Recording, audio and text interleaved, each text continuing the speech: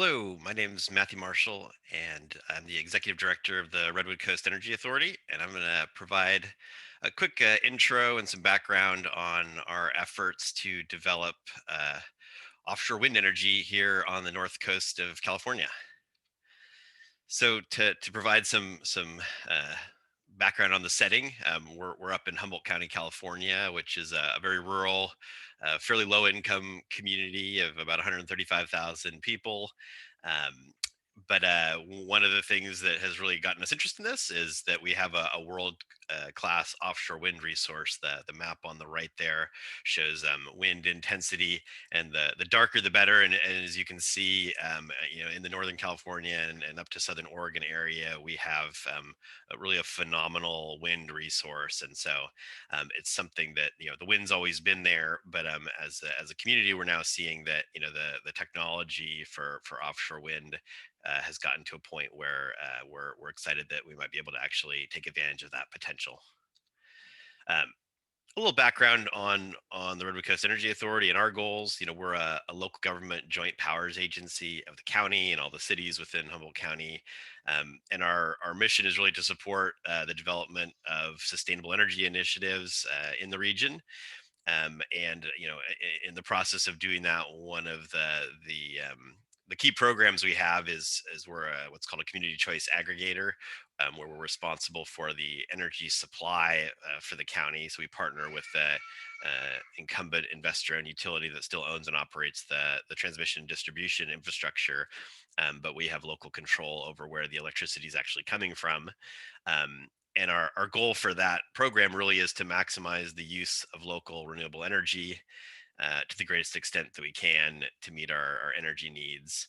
And that really relates to not just the sort of climate benefits and environmental benefits of renewable energy, but also really supporting local economic development and potentially job creation. Really investing our energy dollars here in the community, however we can. And that's been something that's been important to kind of, I think, build broad support for renewable energy efforts in general, and in particular offshore wind, in that people kind of like the pairing of environmental uh, sustainability with sustainable economic development and supporting our community both economically and environmentally. As far as our process that we've undertaken for offshore wind, one of the things that we realized was this is a big endeavor. We started to see some developer interest, and something that we've really heard from our community is that they want to see a local role in decision making and deciding how things happen in our community. There's certainly been in other sectors sometimes bad experiences where outside companies come in and really look at it as more of sort of an extractive effort of local resources, and really not having things move in a way that the community can really broadly support and that really is aligned with our goals. And so we wanted to get ahead of that and not sort of wait for developers to choose us, but to actually kind of be proactive about it. And so we actually issued um, back in 2018 a request for qualifications for development partners. And so we basically said, hey, the community wants to explore moving this forward. We realize that the technology is at a point where it's feasible. And we also need the financial and technical resources of someone has got the capabilities to develop offshore wind. And if you would like to do that in a way that really puts the local community's needs and interests front and center, and do that really as a public-private partnership, please respond. And we actually got a very strong response to that request. And so, we ended up selecting a team of companies to enter into a public-private partnership with. And part of that process has really been to have really upfront stakeholder engagement and working with different community groups, environmental groups. I'll talk a little bit more about that, but we even had them involved in the decision-making process for selecting the companies to work with. We had a community review group that had representatives from local tribes, the fishing industry, environmental groups, economic development, labor unions. And so we really wanted those those different perspectives to be front and center in making the decision of what company that we were going to be working with. And I think that's very different than sometimes what happens, where communities are sort of being reactive and responsive to private endeavors. In this case, the fishermen had a literal seat at the table of picking the developer that we were going to work with, and having a say in that process. That led us in later in 2018 to submit an unsolicited lease request, based off of community input that we had, as well as support from the community. We had a lot of letters of support for the process of um, moving that forward. That's the Bureau of Ocean Energy Management leasing rules have kind of two routes, where they do a kind of a typical competitive call area, or if they haven't identified that, you can submit your own lease request, and then that can go through a process of seeing if there's competitive interest, and if so, having an auction, or moving that forward in various ways. um, Talking a little bit about the stakeholders. I mentioned that we've been working with, obviously, local governments. We are a local government, but also our member governments, cities, the county. We have a number of local tribal governments here, and so that's a key constituency that we try to engage early and often. And obviously, there's formal ways for um, tribal consultation and project development, but we also wanted to kind of, before it got to that sort of more formal stage, keep them fully in the loop of what we're doing. Commercial fishing obviously is a key one. Environmental nonprofits, labor unions, the energy industry, and kind of making sure that what we're doing is going to be sort of financially feasible, from an energy perspective, and economic development, and then also just the general community, to make sure that the broader population feels like they're informed, and they know what's going on, and they have a handle on how things are progressing. So the project that emerged out of that initial process, is, we're calling it the Redwood Coast Offshore Wind Project. I mentioned we submitted a unsolicited lease request, and that's what the map on the right there, which is showing off of Humboldt Bay.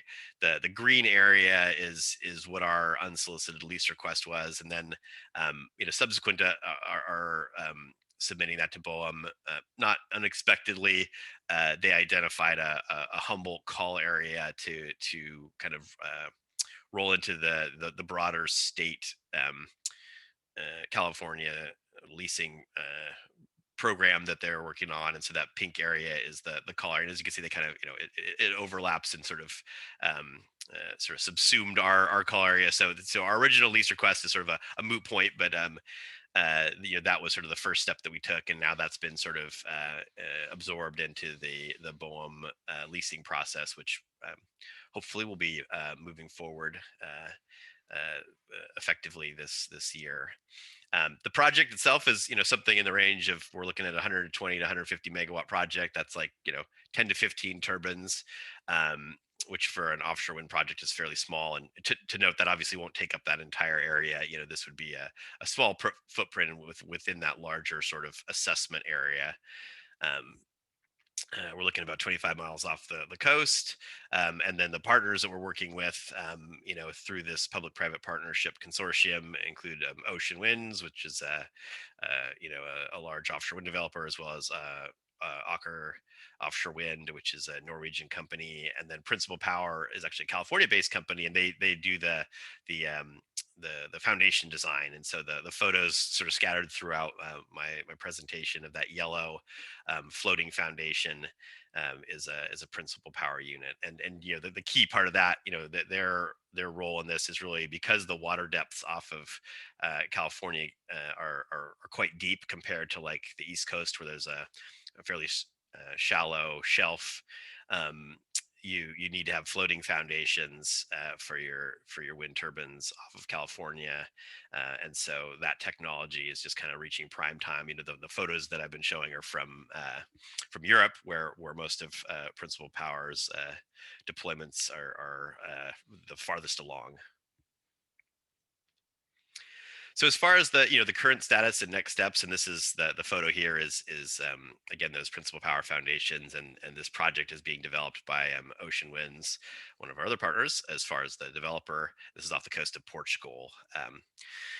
So there's been some great research funded by the state and actually the federal government that's been conducted by the Humboldt State University Shots Energy Research Center, and that's helped kind of provide some additional context for both the technological potential for the region, some scientific foundation for what we'll need to do on the environmental permitting front and environmental impacts, also looking at community engagement, commercial fishing impacts, as well as harbor infrastructure upgrades, kind of a whole suite of studies that they led a team to really provide some great sort of foundational research to get this moving on the north coast. And then we've been a little bit of a holding pattern since late 2018, while the federal Bureau of Ocean Energy Management leasing process kind of stalled out for a bit, primarily due to some concerns on the Central Coast about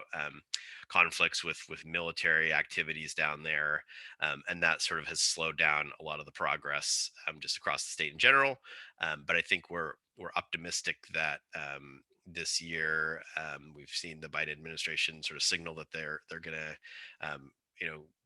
go all in on offshore wind and support this as something to address climate goals and economic development. And so we're excited to see the federal government kind of taking a position that aligns with what we'd like to see. And so we're optimistic that it's going to move forward in the coming 12 months or so. Hopefully we'll see sometime the end of this year or beginning of next year a, uh, a California lease auction. I think that's not permission to build a project. That's just permission to begin studying and doing the environmental work. So once you have sort of site control as a leasee, that gives you the opportunity to start doing your environmental assessment work and starting your planning and design work.